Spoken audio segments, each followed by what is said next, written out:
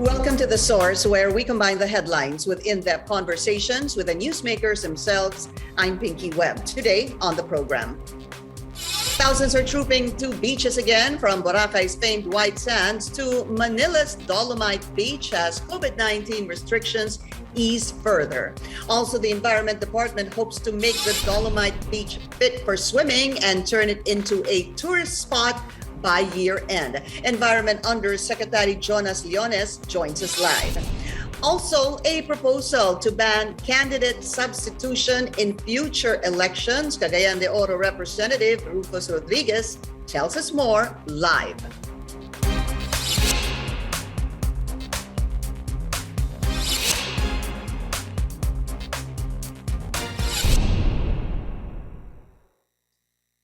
The government admits that while the COVID-19 vaccine supply is now stable, logistical and distribution challenges remain. We get to know more also about his proposal to ban candidate substitution.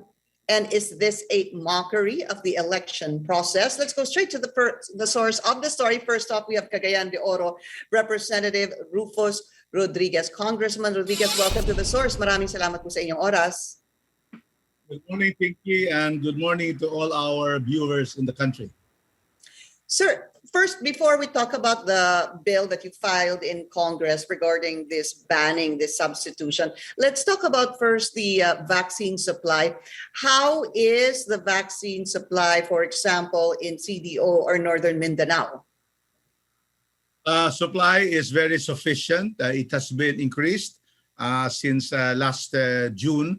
And so we have been receiving sufficient supply of vaccines, and we thank Secretary Galvez and Secretary Duque for that. So we have no problem now. We now have about 7 vaccination sites. So there's no problem in the city. We keep on vaccinating our residents.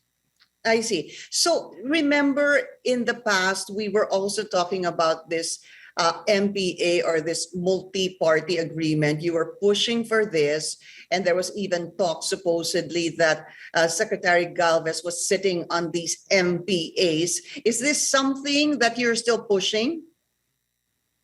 Yeah, yes, clearly. We really appeal to Secretary Galvez. There are multi-party agreements, MPAs, already with him for the past 8 months, starting February, March. These are for the LGUs. Well, Cagayan de Oro is not one of those who applied, but we have about more than 15 LGUs which letters have already been pending with Secretary Galvez for the approval of their MPA so that they can get vaccines for their residents. And during the hearing, Pinky, in Congress for these MPAs, it was very clear, those present, we have Governor Singson of Ilocos Sur adamantly stating that we need these vaccines because they were quite, there's a lack of vaccines in these areas. Ilocos Sur is one. Calapan City, the mayor of Calapan City clearly appealed to Secretary Galvez to sign the MPA so that Calapan City in Mindoro will be able to have more vaccines. So clearly, Tarlac, Marikina, Guagua, Pampanga, Calapan City, Ilocos Sur, Taguig, Davao City, Davao de Oro, Davao del Sur, and others have their MPAs pending. And the problem here is that they feel they are not sufficiently receiving the vaccines from Manila, from the national government. There is a need for them to buy because the residents are asking, they want to be vaccinated already, Pinky. So to set the record straight, Congressman, this is not a problem in Cagayan de Oro, more so a problem in other areas, in other cities and even provinces such as Ilocos Sur, as you mentioned. So you were pushing for this not on behalf of CDO, but of other areas. That's correct, because, I am in touch with some officials of the local government authorities, and I therefore would believe, because the only reason Cagayan de Oro still needs, we have sufficient vaccine now, Cagayan de Oro still needs, but our city government did not file an MPA. So we still need that. But we believe that the more our local governments are able to buy for the residents themselves, it is better for the country to really reach our herd immunity. The problem is that Secretary Galvez is saying that we have already those vaccines, but then they are moving, the government's moving the herd immunity projection of 70%, not this December, which was their original pronouncement, but in February next year. Therefore, there is still a lack of vaccines. So, Secretary Galvez, just to understand this topic better, was saying that there are a number of reasons why these multi-party agreements are not being processed. And I do remember him saying one is that the vaccine manufacturers themselves would rather just deal with the national government directly and not have to go through the LGUs. Would this be acceptable? Is this a sufficient reason why MPAs are not being processed? No, it is not a reason, and that will be without basis, that kind of reason that only the national government. Our objective here, Pinky, is to have more vaccines for more vaccination to achieve herd immunity in our local areas. And that is why right now, not one of the more than 15 LGUs that have already submitted to Secretary Galvez, not one of the LGU requests for signing of the MPAs so that they can get from their supplier had been signed. And there's no reason why he should sign that, because everybody says that we need really vaccines, including the local government officials. Pero ang sinasabi nga niya, Congressman, the vaccine manufacturers themselves would just rather deal with the national government directly. That is incorrect. That is incorrect. There are manufacturers who directly have been requested by the local government units that they will be able to buy vaccines. But the problem is that is why there is an MPA. The MPA allows the national government to authorize the LGUs. And that is why, that's the only reason why they are not getting it. But certainly the manufacturers can directly give to the LGUs. We have manufacturers, AstraZeneca, we have also Moderna and Sinovac. They are ready to send directly to the LGUs, and also Covaxin of India. So that is not correct, that they are not willing to give directly. And secondly, another reason that Secretary Galvez gave us during the hearing was that India and others have stopped giving out because they're taking care of their country. Well, starting October 1, to inform Secretary Galvez, the Indian government has already announced that they are resuming exportation of the vaccines, Covaxin and others, made in India to all parts of the world. And so therefore, that is not a valid reason. We again implore our Secretary Galvez to sign the LGU MPA so that they can get directly from the manufacturer and also the private companies. The private companies, more than 100 private companies, have not been given. There are only two that were given. These were Moderna and AstraZeneca, only two private companies. But there are many, many companies like PASE, the Philippine Association of Service Exporters, to benefit 125,000 overseas workers waiting for vaccination because they are for deployment. But there is no approval of the application of PASE. Also, the Sakay Cooperative also will benefit the sector composed of 100,000 motorcycle and delivery drivers across 33 cities. No, there is no signing. They have been pending for the past 8 to 9 months.